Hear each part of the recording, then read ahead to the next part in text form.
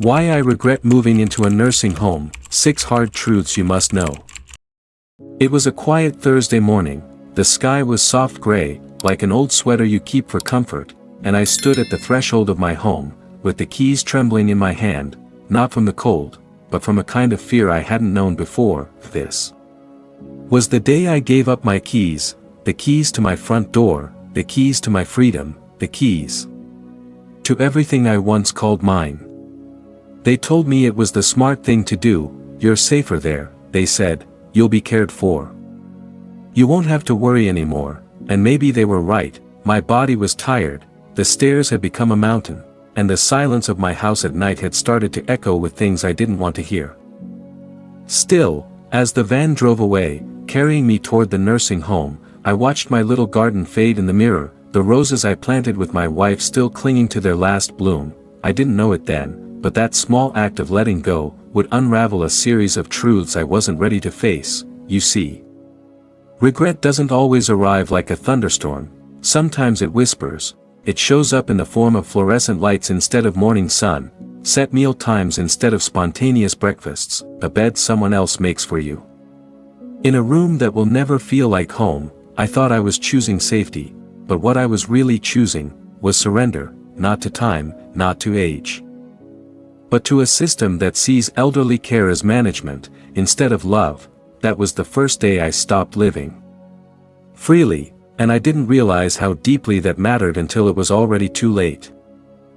They didn't take my freedom all at once, no, it vanished in pieces, like pages torn silently from the back of a favorite book. You don't notice it's missing, until the ending doesn't make sense anymore. At first, it was small things, breakfast at 7 a.m., sharp, whether you're hungry or not, lights out by 9:30, no exceptions, need to use the bathroom, press the button and wait, sometimes.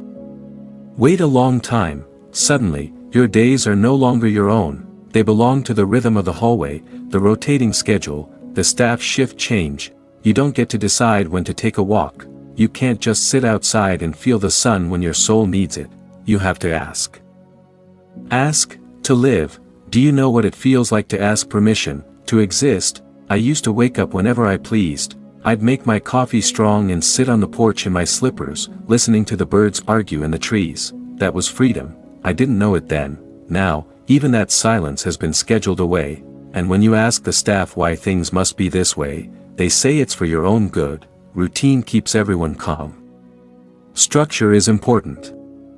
They say that with the kind of smile that doesn't reach the eyes, but inside, you begin to shrink, you begin to question if your choices even matter anymore, and that's the real cost, not the loss of convenience, but the slow erosion of dignity. A calendar pinned to the wall, filled not with memories or adventures, but with medication times, bathing days, blood pressure checks. I didn't sign up for a life that had to be lived on someone else's clipboard, and yet, here I am. They say we grow old and wise, but wisdom only grows when we still have the space to make decisions, to fail, to try again, to choose. Take that away, and even the sharpest mind will begin to dull. It doesn't happen in one day, but it happens, and it leaves a silence so loud, you can feel it sitting in the chair beside you. You'd think that being around people all the time would make you feel less lonely, but in here, in this world of soft hallways, beige walls, and buzzers that never sleep, I learned the most painful truth of all: you can be completely surrounded, and still feel more alone than you ever did in an empty house. They call it a community. But what I saw, day after day, was a collection of strangers wearing the same uniform of age, wrinkled skin, slow steps, quiet eyes, and memories that often wandered away. I remember Miss Eleanor, 85 years old, always dressed as if she were still going to church on Sundays, but no one ever came to see her, and slowly, she stopped speaking altogether. For 2 weeks, not one word passed her lips. She would sit by the window, hands folded like prayer, waiting for someone, anyone, to look her way. No one did, because you see, in a place like this, we're not always treated as people anymore. We become rooms, bed numbers, dietary restrictions, fall risks. The conversations are short. Time for your meds. Let's get you cleaned up, doctor's appointment today. But what about Tell me your story. What made you laugh as a child? Who did you love most in your life? No one asks, and when no one asks, you start to disappear. I've seen people fade without ever dying, not because their heart stopped, but because no one remembered they were ever more than a patient. There are smiles here, games, paint nights, laughter in the common room, but much of it is performative, like a play you've seen too many times. The audience claps, the curtain closes, and everyone goes back to their rooms, back to silence. Loneliness doesn't always feel like being forgotten. Sometimes, it feels like being unseen, as if the world has already moved on. And you're just politely waiting your turn to vanish. I used to think that being old meant being wise, respected, surrounded by legacy, but here, old age often feels like exile with a padded mattress, and so I learned, it's not the number of people around you that keeps loneliness away, it's the presence of someone who sees you, as you truly are. They call it care. But in time, I began to ask myself, is it still care, when it feels like a checklist?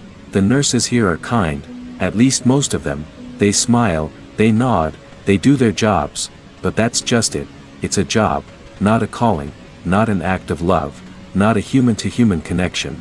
Somewhere along the way, the word care became diluted, reduced to tasks on a clipboard, bathe at 8 o'clock, pills at 9 o'clock. Blood pressure at 10:15, no eye contact, no time for conversation, no space to ask. How are you feeling today? Really? It's not that they're cruel, they're tired, overworked, undervalued, and we, the elderly, we become part of the machinery. Another task, another alarm, another tray of food delivered, lukewarm and without soul. I remember the first time I cried here, not from pain, not from illness, but from the realization that I hadn't been touched in days. Not a hug, not a squeeze of the hand, not even a hand on the shoulder. Touch, you see, is one of the first languages we learn, and one of the last we lose. But here, physical contact is functional, sanitary, careful, minimal, it's about safety, not connection. And without connection, even the best care becomes cold. You're cleaned, but not comforted, you're fed, but not nourished. You're seen, but not witnessed, and then, there are the mistakes. The wrong pill, the forgotten request, the misread chart, but the worst mistake, is assuming that once someone grows old, they no longer crave meaning, because what we need most, is not just to be kept alive, but to feel that our life still matters, that our stories still carry weight, that our present still has a pulse beyond our heartbeat. What's missing in so many nursing homes isn't medicine. It's mindfulness. It's the sacred pause between actions, where compassion could live, if only someone would stop long enough to breathe it in. We talk so much about safety in nursing homes, about fall risks, medication schedules, emergency buttons, but what about the dangers we can't measure with a thermometer, the ones that don't show up on a chart, but slowly steal your life from the inside out? Let me tell you something they don't put in the brochure. Inactivity kills, not just your muscles, but your identity. In here, movement becomes a privilege. You don't walk when your body calls you, you wait for someone to help. If they're busy, you wait longer, and longer still. 1 week of sitting too much turns into 1 month, then, standing becomes harder, and soon, stairs. A fantasy. Your legs forget they once carried the weight of dreams. And then comes the next silent killer, isolation, not just emotional, but cognitive. When your conversations shrink to short commands, when your days blur into sameness, your brain stops dancing, it retreats, it slows, it becomes a dim room where no one visits. Studies show cognitive decline accelerates when social interaction disappears. But we don't need studies to tell us what the soul already knows. A mind unstimulated becomes a mind at risk. I've seen it, sharp, vibrant elders slowly unravel. They forget names, they forget days, they forget who they used to be, and the worst part, no one seems surprised. It's almost expected, as if we've decided that mental decay is just part of aging. But it's not.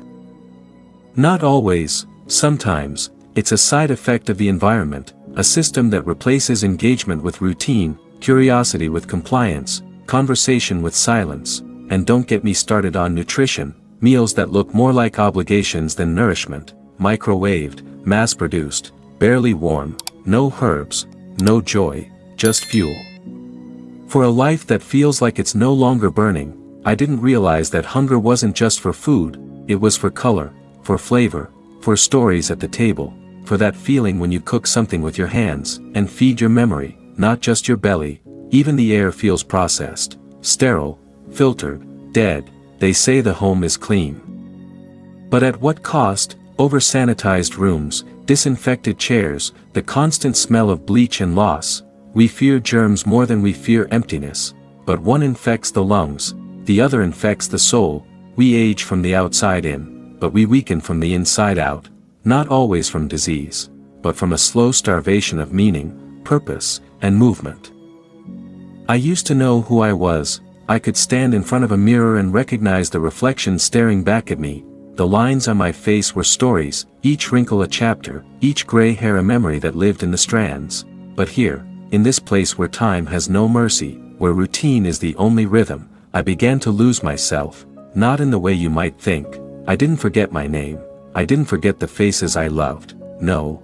It was something deeper, more insidious. I started to blend into the walls. You see, when your days are made up of the same events, the same meals, the same conversations, the same small tasks, it's easy to disappear, and when you lose the essence of what you're doing, it becomes harder to remember why you're doing it. At first, it wasn't so noticeable. I still had my memories, the good ones, the ones that felt like they belonged to a person I used to be, but over time, the stories got shorter, the memories blurred, and I felt more like a shadow than a person. How could I know myself, if I wasn't allowed to move, to choose, to shape my own day?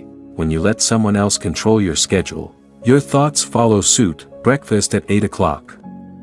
Exercise at 10 o'clock, lunch at 12 o'clock. And with each passing day, I began to wonder, was I still the one making the decisions, or was I just following someone else's script? I didn't realize it then, but the routine doesn't just steal your freedom, it steals your identity. It turns you into an echo of someone else's voice, a shadow of what you once were. And when the time came for me to face the mirror again, I barely recognized the person looking back. Where was the woman who used to wake up with purpose, the one who chose her clothes for the day with care, the one who went on long walks, chasing the wind, feeling the sun warm her skin? That woman was still inside me, but she'd been buried beneath the layers of a life reduced to routine. I wanted to shout, to remind myself that I was more than just a bed number, more than just a schedule, but I didn't know where to start. I wanted to feel the rush of life again, to reclaim the feeling of waking up for no reason other than because I could. But here, you're told when to wake up, when to sleep, when to eat, when to talk, and so, you start to forget, not just who you are, but what you once loved to do. The mirror reflects a face I didn't remember, and I realized then I was losing myself in the life I was being handed, not the one I'd lived before. It's funny, you know, how life works like that. You can feel so lost, so far from who you were, that you start to believe you'll never find your way back. But here's the truth I learned: you don't have to find your way back. You simply have to find a new way forward, somewhere between the monotony of daily routines, between the sterile walls that seemed to close in on me. I had a quiet moment of clarity. It wasn't grand. It wasn't dramatic. It wasn't a sudden epiphany where everything clicked. It was just a single, small decision, a moment where I decided I could still choose. I chose to smile, not because I had to, but because I wanted to. I chose to talk to the person across the table during lunch. I asked about their life, their stories, and when they looked at me, really looked at me, I saw it. I saw me. The more I gave myself permission to reconnect, the more I realized that I wasn't gone. I was just waiting for a reason to rise. I started asking questions, not to the staff, not to the doctors, but to the people who shared this place with me. We were all in the same boat, after all. I wasn't the only one forgotten in a room with no windows, and when I talked, the stories began to flood back. The parts of myself I thought were lost started coming alive again. The woman who painted in her spare time, the woman who loved to dance, even in the rain, the woman who sang songs of her youth to children who never knew those songs. They were all still inside me, they were just waiting for me to remember. You see, no matter how old we get, no matter how far we've traveled, we are never truly lost. We are simply covered by layers of forgetfulness, by routine, by loneliness, by silence, but those layers can be peeled back, one conversation, one choice, one step at a time. I started to live again, not in the way I had before, but in a way that honored the present, a life that wasn't defined by what I had lost, but by what I could still give. I was more than the nursing home, more than the walls that once confined me, and I realized that the real home, the one we often forget, is the one inside us. It took a while, but the process of rediscovering who I was wasn't just about regaining what I had been. It was about creating something new, a version of me that could still be vibrant, still be relevant, still be alive in ways I never expected, and in that quiet, gentle awakening, I began to understand the most profound lesson I could ever learn: you can never be too old to be reborn. The nursing home is just a chapter in the story of our lives, and no matter how dark the pages may seem, there's always the possibility of a new one being written. Thank you for walking through this journey with me. May you always remember that no matter where life takes you, your story is never over, it's simply waiting to be told.